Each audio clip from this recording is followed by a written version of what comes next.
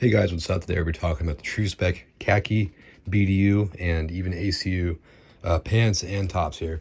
So I want to start off with a brief history about khaki. So khaki was actually one of the first colors to be implemented across many nations as a sort of camouflage pattern. It started with the British Empire around the Pakistan-India border when they got issued their white uniforms because their old wool uniforms and red coats were just too heavy and not the most practical in that environment.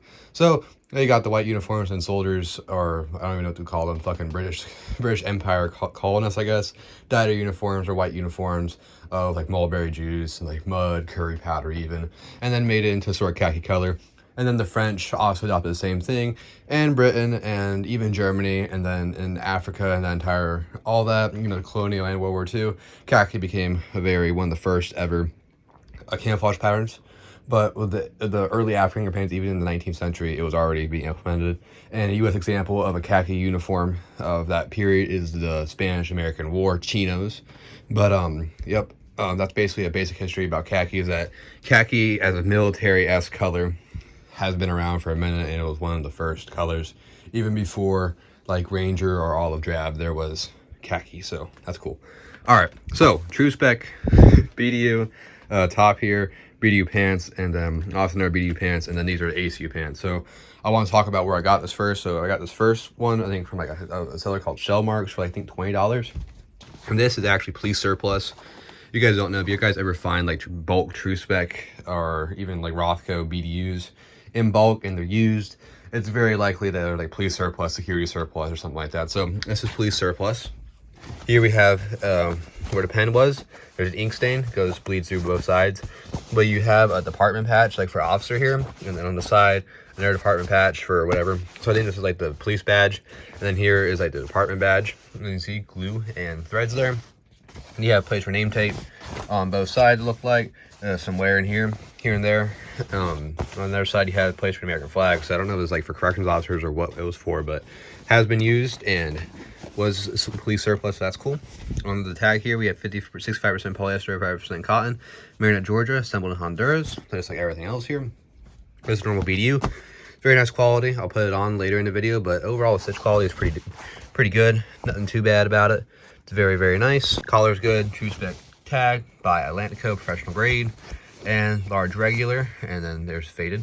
But pretty good shirt overall. It's pretty good, nice. It's just like a normal BDU, but it's not that 50-50 Nyko. It is that stiffer sort of 65-35, but this is actually very nice. Before I read that tag, I thought it was 50-50 Nyko, so it really wasn't that stiff. So now talking about the BDU pants, is that you have a couple of shade variants. So this is, I believe the older generation of BDU pants True Spec put out. If you notice on the right here, we have this kind of pinkish color, but this one is like a true khaki. So these are both 100% cotton, because 100% cotton is my preferred material when it comes to hot wear trousers. So these are both 100% cotton, while the ACUs over here are 50-50 Nyko ripstop. This is 100% cotton ripstop. So this is, I guess, like the older gen, which is kind of less pink, or maybe it's the other way around, I'm not sure. But these are just normal khaki pants. I got these ones for like $30, and I got these ones for like $20. So it's pretty good. But it's normal BDU pants. Very, very nice quality, very comfortable. Knee reinforcements.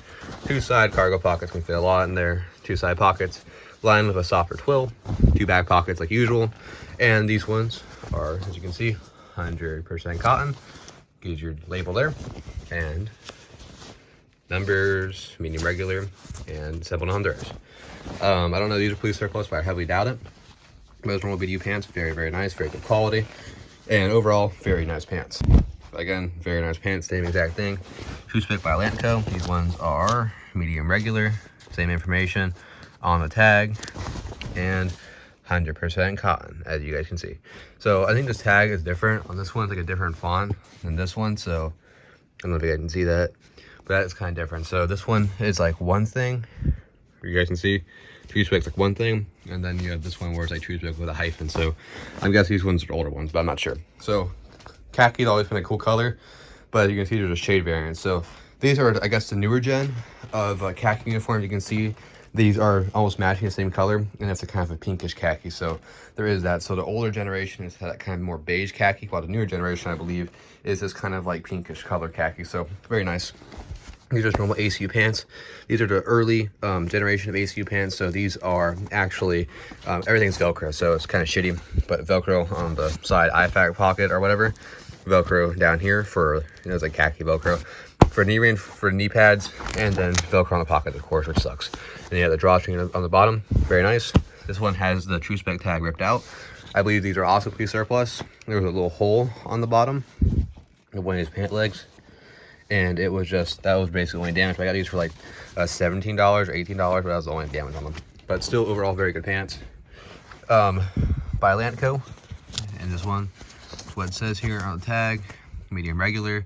You have a guy's like name or whatever, and then there's more numbers and stuff, green mark, and ship. These have been used, that's what it says. These are also 65-35, so not even a 50/50 Nyko. So I corrected my previous statements on it. But yep, these are the khaki True Spec BDUs, and I'm gonna put them on and guess like show you guys what they look like. And overall, I love these. These are very nice uniform.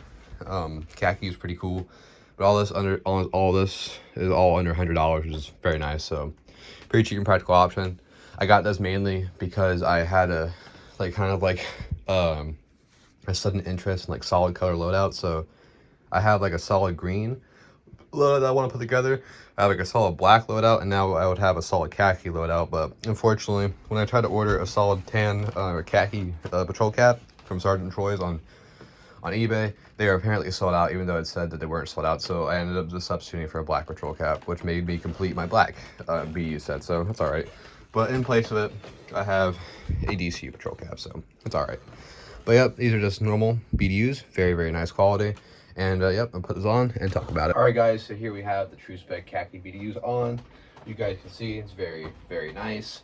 Overall, pretty good uniform. It's kind of like a very professional kind of look with the solid colors, so that's why the police department might use it. I also know like corrections officers, like a bunch of law enforcement also use it.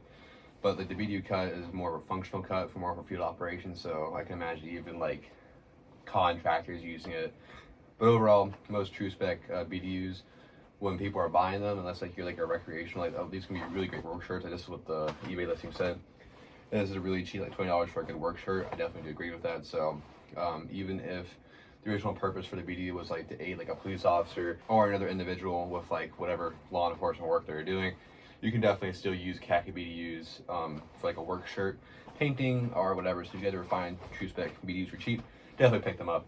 One thing I really like about solid colors is that this solid color BDU is really easy to incorporate into casual wear. Same thing with these solid color pants. Is that when you're wearing khakis, no one really pays too much mind to it. The BDU cut is very less aggressive than like what's like an ACU cut. So if you're wearing like an ACU khaki shirt, it might be a little bit more aggressive, but this BDU shirt just kind of looks like a normal jacket. So very nice, very nice overall. I don't really have that much to say about the khaki BDUs. I do use them here and there. I use a shirt to move some stuff, to use it around. That's why you saw a bit of wear on it. I forgot to mention it, but I was moving like a washing machine and some boxes up some basement steps, and the friction against the washing machine and the rubbing my back against concrete and rubbing around and getting like this dirty. Overall, it proved to be durable and held up to that, so no rips. It's definitely snag resistant. It's definitely not too soft. The cotton may be a little bit more snag prone, and the cotton may be a little bit less durable, but in a sacrifice of durability, you get breathability and more a comfortable feel. At least in my personal opinion, cotton is better. But yep, full pants.